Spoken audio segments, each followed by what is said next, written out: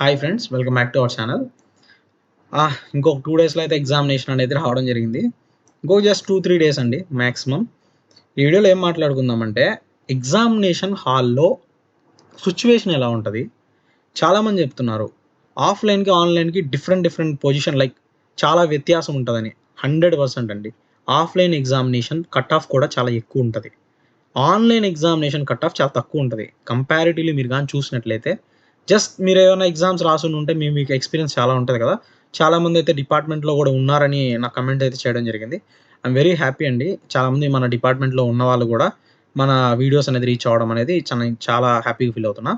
ఇంకోటేందంటే last time ఏంటంటే ఇది offline జరిగిందండి. రీసెంట్ 2018 నోటిఫికేషన్ 2019లో ఐ థింక్ సో ఎగ్జామినేషన్ అనేది జరగడం జరిగింది. అప్పుడేం జరిగిందంటే ఆఫ్‌లైన్‌లో జరిగింది.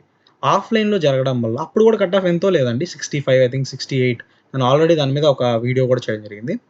సో, అంతే ఉంది. సో, ఇప్పుడు దీనికన్నా తక్కువ ఉంటదా అంటే ఉండొచ్చు. వి కాంట్ ప్రిడిక్ట్ కదా! బట్ నేనేమంటానంటే ఏదైనా 50% మార్క్స్ కన్నా మీరెక్కువ ఎక్స్‌పెక్ట్ అయితే చేయాల్సిన అవసరం లేదు.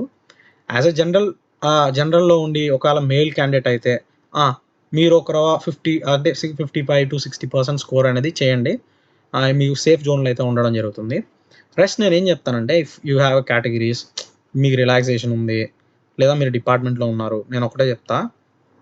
మాక్సిమం అటెంప్ట్స్ పోవద్దు. ఎన్ని తెలుసో అన్నే పెట్టండి.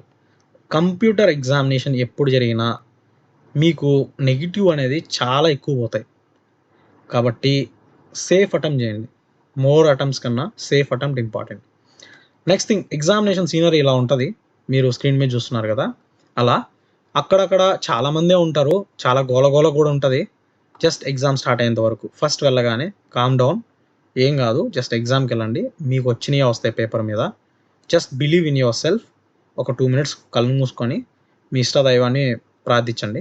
దాని తర్వాత ఒక హాఫ్ అన్ అవర్ అండి మిమ్మల్ని అలానే కూర్చోబెడతారు. సో, మీరు ముందు సెంటర్‌కెళ్ళిపోయినా ఎగ్జామినేషన్ ఒక హాఫ్ అన్ అవర్ అనేది మీరక్కడ వెళ్లి ఖాళీగా కూర్చోవాలి. ఆ ఖాళీగా కూర్చునే టైంలో మీరేం చేస్తారంటే, మీకేదైనా తెలిసినా, ఏమన్నా ఉన్నా రికాల్ చేసుకునేదానికి ట్రై చేయండి. Have some rest. బిల్కుల్ ఫ్రీగా ఉండండి. ఎంత free and light your head ఉంటదో ఏం ఆలోచించొద్దు. చదివిందంతా చదివారు. ఇంతకన్నా క్వెషన్ పేపర్‌లో ఏం అడగడు. ప్రీవియస్ పీవైక్యూస్ అనాలైసిస్ చేసుకున్నారు. ఇన్ని సార్లు చదివారు. History, polity, Geography rush on అయ్యారు. ఇన్ని ఎగ్జామ్స్ ఇచ్చున్నారు. లేదా ఫస్ట్ ఎగ్జామ్ ఇచ్చేవాళ్ళైతే హంగామాగా చాలా చదివారు. సో, వాటెవర్ మీరు ఎంత చదివారో ఏదన్నది సెకండరీ. ఎగ్జామినేషన్‌లో మీరు ఎంత ఫ్రీగా ఉన్నారు, ఎంత లిబరల్‌గా ఆన్సర్ అంటే క్వెషన్ పేపర్ ముందు ఏంటో ఇది పెట్టకపోతే నా జీవితం పోతదేమో ఆ థాట్‌తో ఎవరైనా ఎగ్జామ్ వెళ్తే ప్లీజ్ ఆ థాట్‌ని ముందు మానేయండి. You are just going for a exam. మీరు ఒక చిన్న ఎగ్జామ్ ఇంటర్మీడియేట్ ఎగ్జామ్ అనుకోండి. ఇంకా అది ఇంటర్మీడియేట్ ఎగ్జామ్ అన్నా కూడా హార్డ్. ఇప్పుడు చాలామంది ఇంటర్మీడియేట్ పిల్లలు పాపం చాలా కష్టపడి ఎగ్జామ్స్ రాస్తున్నారు.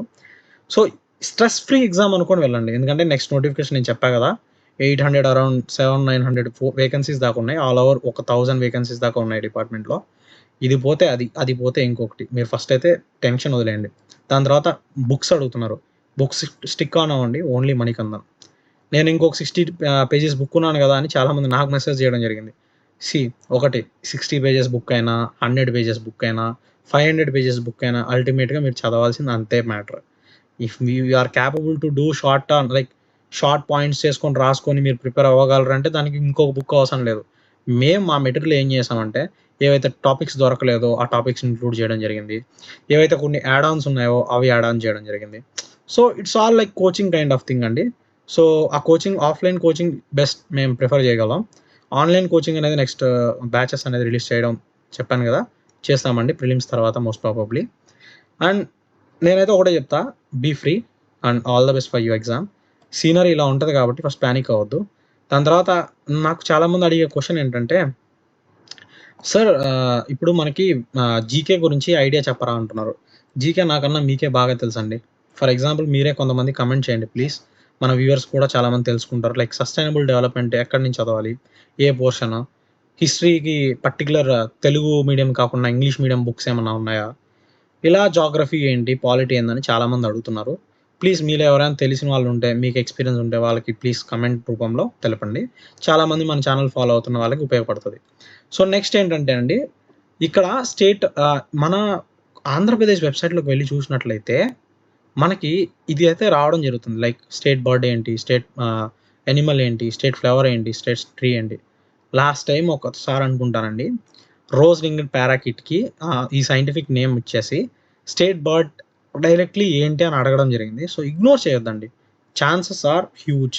సిల్లీ క్వశ్చన్స్ ఒక 3-4 నుంచి ఒక 10 క్వశ్చన్స్ వరకు అడగడం జరుగుతుంది. మీకు తెలిసినవి, అందరికి తెలిసినవి. ఎందుకంటే ఇది ప్రిలిమ్స్ నాట్ మెయిన్స్. సో అందరినీ ఆల్మోస్ట్ చదివిన వాళ్ళని క్వాలిఫై చేయడానికే చూస్తారు. So relax. అండ్ లాస్ట్ ఒక రిపోర్ట్ అయితే రావడం జరిగింది కదా, 2023 రిపోర్ట్, ISFRE రిపోర్ట్. మోస్ట్లీ మీ అందరు చదివారనుకుంటున్నా. ఒకవేళ ఎవరైనా చదవకపోతే ప్లీజ్ వెళ్ళి ఒకసారి చదివిరండి. దాంట్లో ఇక్కడ ఇచ్చిన ఈ 5-6 పాయింట్స్ అనేవి చాలా ఇంపార్టెంట్ అండి. లైక్ బ్యాంబూ ఏరియా మన ఆంధ్రప్రదేశ్లో ఎంత ఉంది, 6370 స్క్వేర్ కిలోమీటర్స్ ఉండడం అయితే ఉంది. అలానే growing stock in tree out side forest, ఈ TOF అంటే ట్రీ అవుట్ సైడ్ ఫారెస్ట్ అండి. ఇది ఎంత ఉంది, 80.04. ఇదైతే చూసుకోండి. అలానే గ్రోయింగ్ స్టాక్ ఇన్ ఫారెస్ట్ ఎలా ఉంది, అలానే ట్రీ కవర్ ఎలా ఉంది, 5340. అలానే ఫారెస్ట్ కవర్ ఎలా ఉంది. ఇప్పుడు గుర్తుపెట్టుకోండి, ట్రీ కవరు ఫారెస్ట్ కవరు వేరు. ట్రీ కవర్ అంటే మనం ఒక ట్రూ క్రైటీరియాని పెట్టుకున్నాం. ఏదైనా ఒక ల్యాండ్ అండి, ఫారెస్ట్ అనాలంటే general definition according to forest survey of India ఏం చెప్పిందంటే ఏదైనా ఒక ఏరియా 10% కన్నా ఎక్కువ ఉండాలి. దాంతోపాటు 1 హెక్టార్ కన్నా ఎక్కువ ల్యాండ్ ఉండాలి. 10% కన్నా ఎక్కువ ఫారెస్ట్ కవర్ అనేది ఆ ఏరియాలో ఉండాలి. అలాంటి ఒక ఫారెస్ట్ని మనం అలాంటి ఒక ఏరియాని మనం ఫారెస్ట్గా కన్సిడర్ చేస్తామండి. ఇన్ కేస్ అలా లేదనుకోండి, అది ట్రీ కవర్గా కన్సిడర్ చేస్తాం. ఇప్పుడు మీ ఇంటికాడ ఉన్న ఒక చెట్టు కూడా ఉందనుకోండి, ఒక 10 చెట్లు ఉన్నాయి లేదా ఒక 100 చెట్లు ఉన్నాయి. ఆ 100 చెట్లని మనం క్యాలిక్యులేట్ చేస్తామంటే అది ఇన్ఫ్యాక్ట్ 1 హెక్టార్ కన్నా తక్కువ ఉంటే వి వోంట్ కన్సిడర్ అండి. అదొక థింగ్ ఒకటి చూసుకోండి. దాని తర్వాత మనం ఈసారి ఆంధ్రప్రదేశ్లో ఈ రిజర్వ్ ఫారెస్ట్ గురించి మనం తెలుసుకోవాల్సిన ఒక పాయింట్ ఉందండి.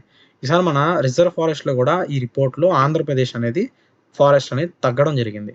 రిజర్వ్ ఫారెస్ట్ అనేది అంత ఈజీగా తగ్గకూడదండి. మేబీ సమ్ మేనేజ్మెంటల్ ఇష్యూస్ ఉండొచ్చు, అందువల్ల తగ్గడం జరిగింది. సో ఇది మనకు బాధాకరమైన విషయం. నేను కూడా రిపోర్ట్ చదువుతున్నప్పుడు బాధపడిన విషయం ఏంటంటే మన ట్రీ అవుట్ సైడ్ ఫారెస్ట్ అనేది బాగా ఇంక్రీజ్ అవుతుంది. అలానే మన బ్యాంబూ కన్నా కూడా మన మ్యాంగ్రూవ్స్ అనేది చాలా అంటే చాలా ఇంప్రూవ్ అయ్యామండి. బట్ నాకు అర్థం కాదు, మన ఆంధ్రప్రదేశ్ కొద్దిగా ఈసారి వెనకబడింది ఫారెస్ట్ లైక్ ఇంక్రిమెంట్లో. So this is all about this video అండి. నేను ఒకటే చెప్తా, ఎగ్జామినేషన్లో అయితే ప్యానిక్ అవ్వద్దు, ఇంపార్టెంట్వి చూసుకోపోండి. Rest, all the best. And GK గురించి చాలామందికి మన వాళ్ళు అడుగుతున్నారు. నాకన్నా మీకే బాగా రిసోర్సెస్ తెలుసు అనుకుంటున్నా. కొంతమంది కమెంట్ చేయండి ప్లీజ్. అండ్ ఫర్దర్ వీడియోస్ కోసం కమెంట్ చేయండి అండ్ లైక్ చేయండి. థ్యాంక్ యూ అండి.